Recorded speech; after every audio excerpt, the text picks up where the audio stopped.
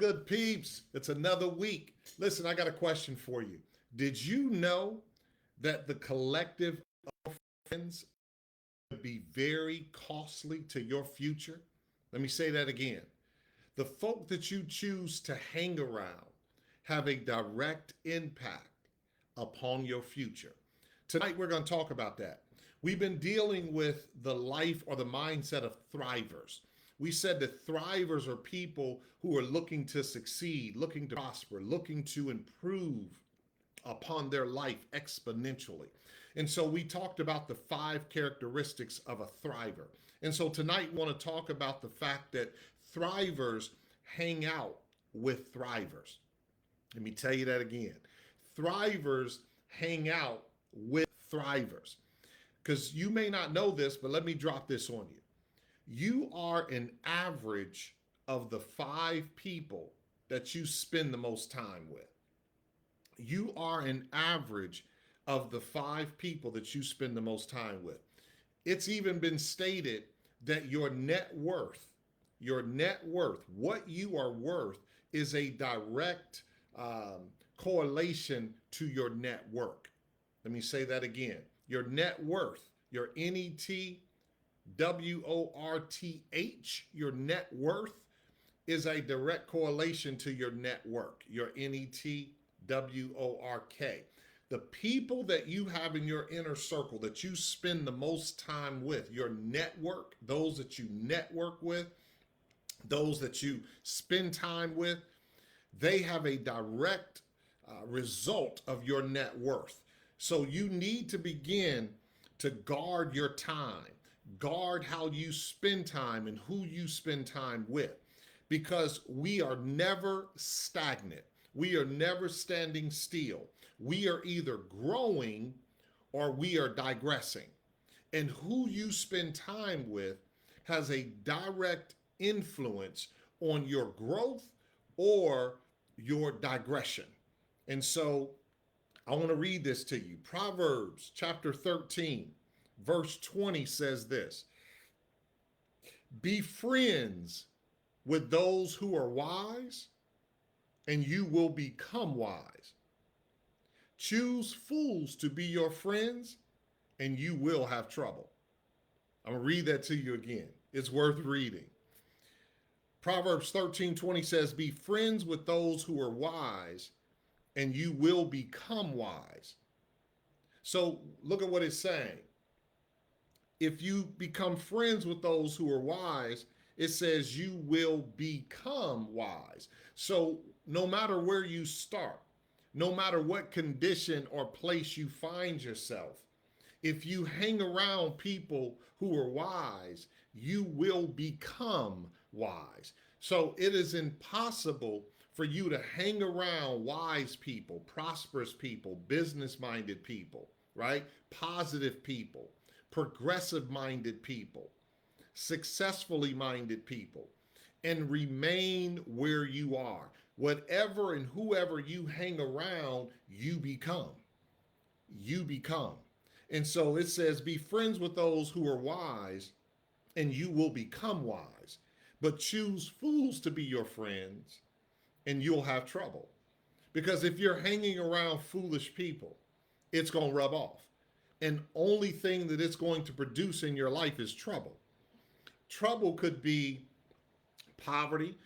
Trouble could be getting into illegalities. Trouble could be not showing up at work because you hung out the night before, because you're hanging with fools. So if you make fools your friends, he said the only thing that you're going to produce and your end result will be is trouble. That's it. But if you become friends with those who are wise, you become wise. So you become the collective of those that you spend the most time with. Proverbs 13:23 says this. Watch this. The poor, and I'm reading in the easy read, the poor might have good land that produces plenty of food. So get this. It says a poor man may have land, may have ample land that's producing plenty of food. It says, but bad decisions takes it away. Why am I saying that? Because the Bible says that there is safety in the multitude of counsel. So if a poor person has land that's producing plenty, if he's not getting good counsel from those around him or around her, the decisions that are made result in them losing that which they have. So who you hang with matters. I was just before we got ready to come on tonight, I was listening to a reel, and I just thank the Lord for this. It was so apropos. I was listening to a reel, and it was Magic Johnson speaking to a crowd. He was doing a seminar, and he said his rookie year playing at LA, he began to invest in business ventures. He said, and all of the team around him, they laughed at him. They scoffed him. They said, you don't know anything about business. But what he purchased was a radio station. He said, that was my first investment with my money, as I bought a radio station, and it was an AM station. Now you figure back in the 80s, AM was still a great opportunity. And so he bought an AM station. He said, I held it for 3 years, and then I turned it into an FM station. He said the tower was on 10 acres. So I moved the tower closer into the city, closer to the stadium. He said, and then I sold the 10 acres of land that the tower sat on. He said, I sold the land for the amount that I had spent on the actual station. He said, but I had separated the station from the land. I sold the land, he said, for the amount that he had purchased the station. And then he said several years later, he sold the radio station after he turned it into an FM station. He sold it. He said he had a huge check because the land was now profit and the radio station became profit. So he got a major, major return on investment. He said he went into the locker room and he showed all of his teammates the check that he had gotten from his business venture. He said it shut him up. He said, but he never really talked business with them from that point forward. However, he said, I played basketball with them every day. He said, we won championships together. He said, but I had a set of friends on the LA Lakers that I played ball with. He said, but then I also had a set of friends that were my business friends. They taught me business. They spoke success into me from a business perspective. He said, I had 2 sets of friends, one that I played with and one that I made money with. Y'all got to hear me. He said, because those that he played with didn't speak success into his future. And what did the Bible just say? If you make friends with those who are wise, you become wise. Now, Magic Johnson is one of the wealthiest businessmen in the country. He's a billionaire. And so he has bought movie theaters and placed them in the inner cities. He's bought restaurants, right? And then he cashed out on those and he bought positions in Major League Baseball. And now he owns positions of ownership in the NFL. And so he has taken his business acumen because he spent time with those who were wise in business, and he has become wise himself. But those that were speaking to him in the locker room, when it came to basketball, they may have been wise, but when it came to business, they were foolish. And it's no disrespect. That's just where they were because all their focus was basketball. But he said he wanted to be something bigger than that. He wanted to be something more than that. So he spent time with one group of friends that were business owners and the other group of friends were ball players. And so what am I saying? You must begin to expand your group of influence. Your circle of friends must become those who are thrivers, those who are looking to become more in life, those who are looking to achieve more in life. Because if you make fools your friends, all you're going to expect is trouble. But if you make friends with wise people, you yourself become wise. I hope I just keep saying it and saying it. I want to read something to you. Go to Deuteronomy if you have your Bibles. Go to Deuteronomy chapter 20. This is so profound. Deuteronomy chapter 20. And I'm going to read verse 1 only, and then I want to skip down to verse 8. Verse 1 says this. This is an instruction that Moses is given. It says, when thou goest out to battle against thine enemies, and you see horses and chariots and a people more than thou, be not afraid of them. For the Lord thy God is with thee, which brought thee up out of the land of Egypt. He says, when you go into battle, you see your enemies, and you see them with horses and chariots, and you see a people that appear to be greater than you, more mighty than you. He said, don't be afraid of them because the Lord is with you. The Lord is with you. The Lord will fight for you. The Lord will show up on your behalf. He says, so don't let them put fear in you, though they may look more ominous. They may look more powerful. Don't allow fear to set in. Watch this. Skip down to verse 8 and look at what he says. And the officers shall speak further unto the people, and they shall say, what man is there that is fearful and faint-hearted? Watch this. He says, who amongst the army of people are fearful and faint-hearted? He said, look, let him go and return unto his house. If he's fearful and faint-hearted, let him go back home. Watch this, y'all. Let him go back home. It says, lest his brother's heart faint as well as his heart. See, watch this.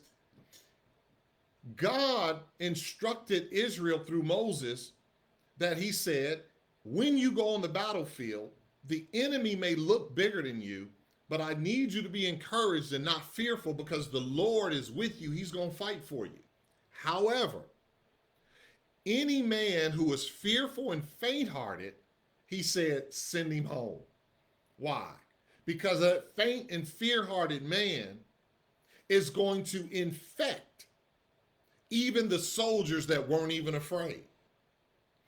Because if you hang with fools, all you're going to get is trouble. If you hang with wise men, you become wise. If you hang around someone who is fearful and always dreadful and always faint-hearted, he says, I don't want him infecting the soldiers, those who are ready to war, those who are eager to fight.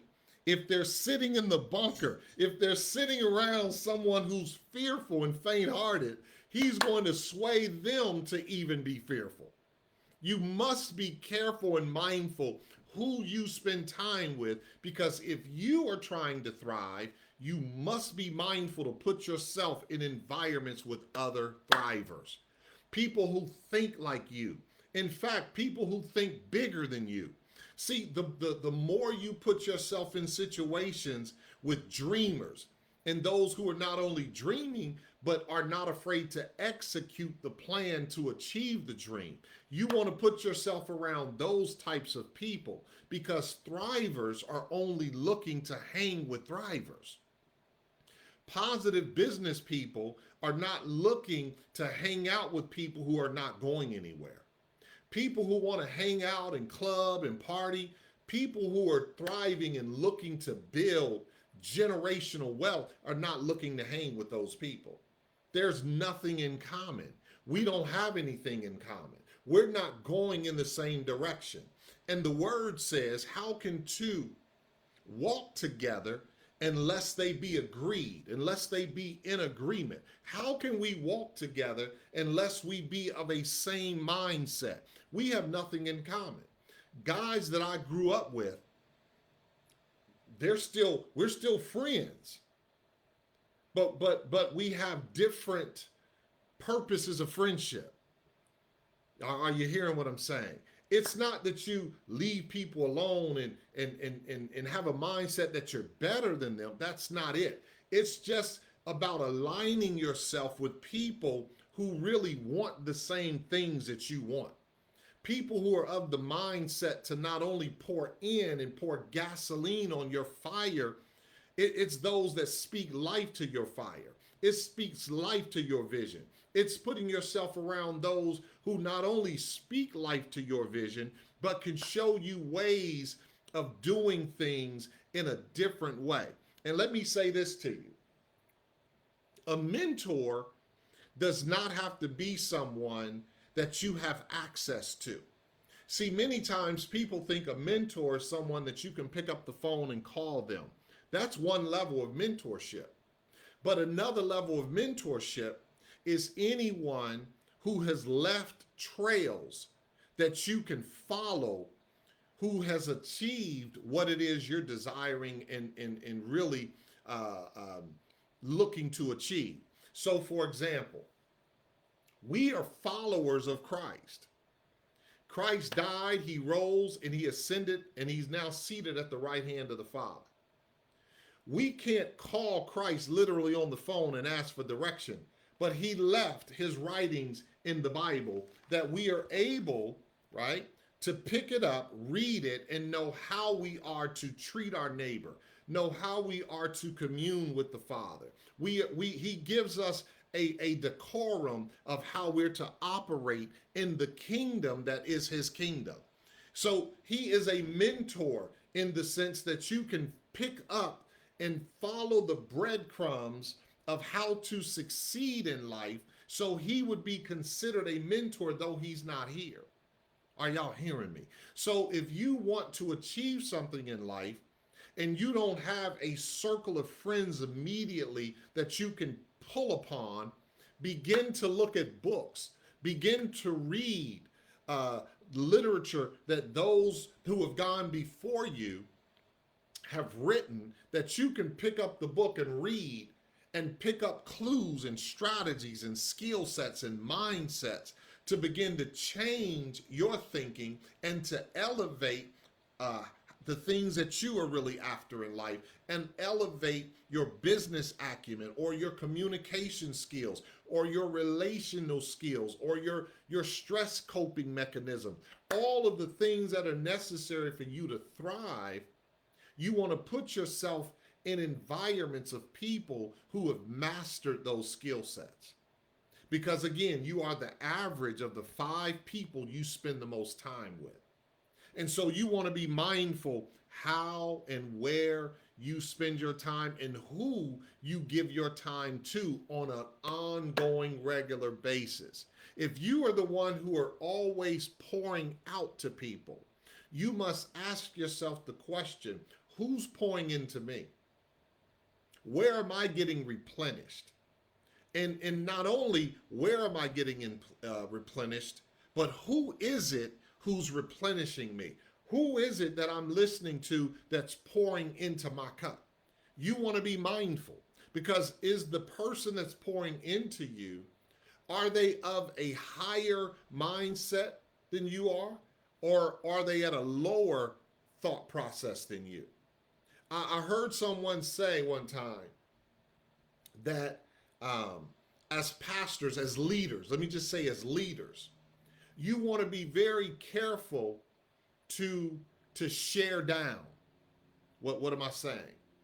As a leader, if you are going through things, you don't ever share your problems with someone who is beneath you in the sense of them being able to help you, them being able to pour into you. You always share up.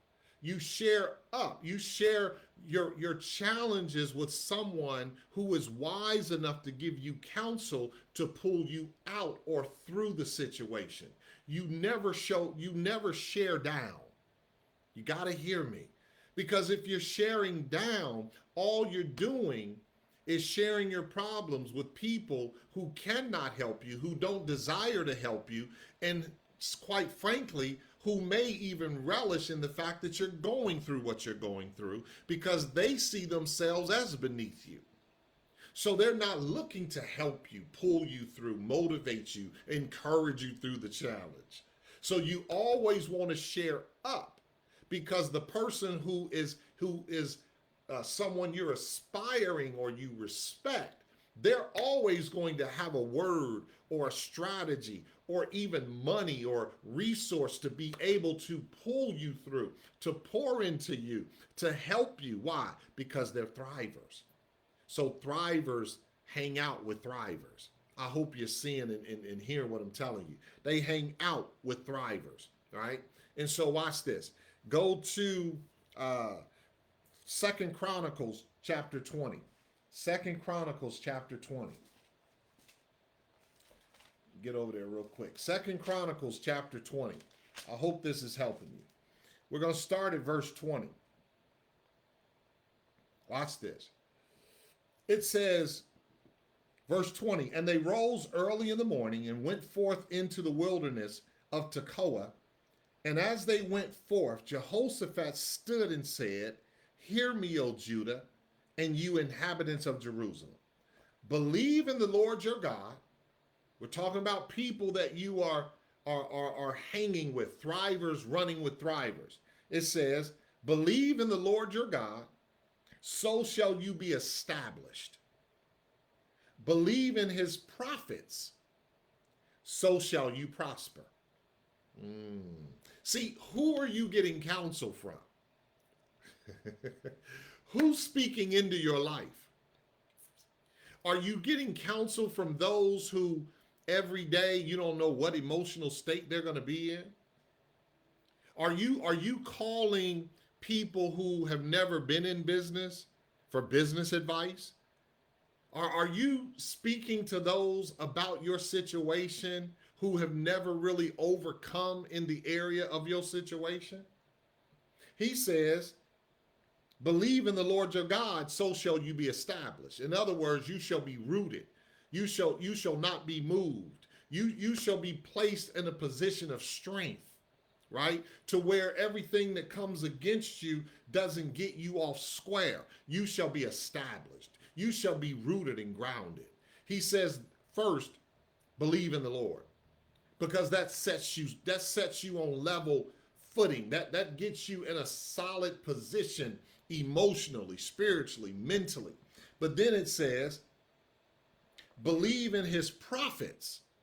Believe his prophets. Believe those that are getting download and instruction, right? We're talking about thrivers. See, those who are hearing God, those who are connected to God, those who are tapped into God, have mindsets of thriving, have mindsets of accomplishing, have mindsets of expansion.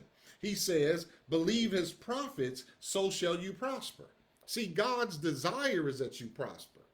But the only way you prosper is putting yourself in position to be connected with those who have a prosperous mindset, those who have a healthy mindset, those who have a peaceful mindset, those who have strong relational mindset, those who are built on righteousness, peace, and joy, those who are not looking for drama in their lives. In fact, those who refuse to allow drama in their lives. Those are the people that you want in your inner circle, pouring into you, giving you counsel, speaking to you, because then they're thriving and you hanging out with them become a thriver. Thrivers hang with thrivers. Just like people who hang with wise people, what did we say? They become wise. But he says, if you make friends, if you make fools your friends, what happens? You'll have trouble. So if you begin to hear from those who are hearing from God, who are connected with God, who are lovers of God, who are excited to hear God, those are the people that when they speak into your life, prosperity comes into your life. He says, believe in God and you shall be established. Believe his prophets and you shall prosper. I hope this is helping you. Thrivers hang out with thrivers. If you are the smartest one in your crew, you need to begin to expand your crew to include those who are where you want to be, those who are on their way to where you want to be. What do you want emotionally? What do you want spiritually? What do you want financially? What do you want physically? Begin to hang out with people who are already where you're trying to be, or they are on a trajectory to get there and they're moving rapidly and they're so focused that you want to put yourself in the pathway of those people and hang with those people, pull from those people, become connected to those people, because thrivers hang out with thrivers. Thrivers hang out with thrivers, and they become who they hang with. They become who they spend time with. Are y'all hearing me? The ones who were fearful, the ones who were faint-hearted, God sent them home. Why? You cannot infect the ones that are ready to war. Are you hearing me? So here's what you have to understand. If we don't develop mindsets of thriver, when you come into the environment of a thriver, if you speak victim, if you speak woe is me, if you speak I'll never achieve, they don't want to hang with you. See, the Lord told the ones that were fearful and faint-hearted to go home so that he wouldn't infect the warriors. See, the ones that are already thriving, the ones that are already building, the ones that are already accomplishing, they are of such a focused mindset on winning that when a chump starts to speak, a champion doesn't want to sit in the midst of chump speaking. See, they want to hear champ talk. They don't want to hear chump talk. So when we come into the presence of those who are achieving, those who are thriving, we must be quiet enough to allow them to speak in, and then just be a sponge to pick it up so that you become. Because what did I say? Thrivers hang out with thrivers. All right, that's all I got today, guys. I wanted to be quick. I wanted to drop that on you. And just remember, thrivers hang out with thrivers. Until the next time, make it an amazing day. Love you all. Thanks for joining in.